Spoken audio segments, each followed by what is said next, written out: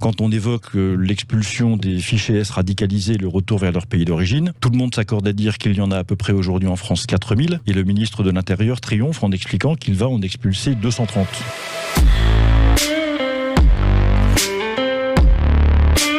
Le propre de la confiance, c'est qu'elle se donne, elle ne se réclame pas. Elle se mérite. Elle se mérite, et donc pour se mériter, il faut qu'elle se donne. Et ce qui me marque beaucoup dans la gestion de cette crise sanitaire en particulier, c'est la défiance généralisée à l'égard du peuple français.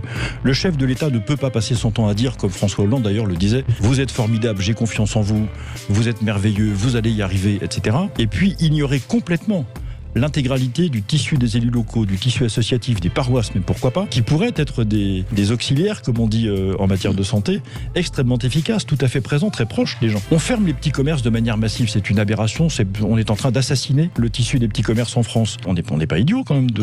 Ce mouvement de confiance, il doit partir du pouvoir, mais il doit aussi s'accompagner d'un certain nombre de preuves. Je propose par exemple dans mon livre que le président de la République prête serment sur la Constitution et s'engage à respecter la volonté du peuple français quand elle s'exprime par référendum. À quoi ça sert ? Ça sert à se prémunir contre un certain nombre d'épisodes un peu douloureux, comme celui de 2005 sur le traité de Lisbonne, par exemple.